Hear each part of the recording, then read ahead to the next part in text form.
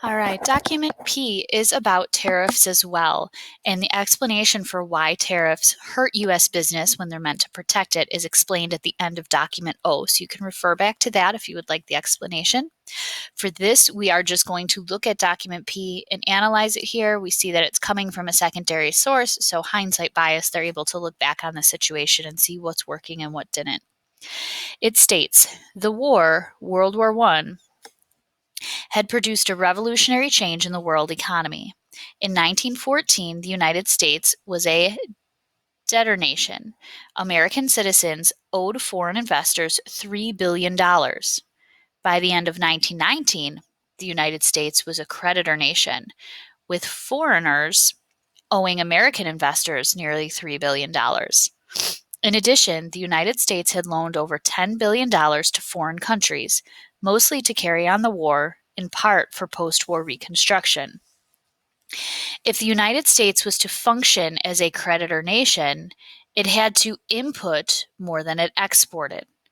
Only by selling to the U.S. could foreign nations get the money to pay off U.S. creditors. But the country moved in precisely the opposite direction. By an emergency tariff in 1921, the Fortney-McCumber Tariff Act of 1922, the United States restored the high pre-war rates and added a few new high tolls of its own. In 1930, neo-mercantilism, the attempt to export more than was imported, regardless of the long-run effect, was carried as far as it could go with the adoption of the Hawley-Smoot Tariff. In the teeth of protests from 34 countries and over 1,000 American economists, Congress stepped up tariff rates still higher.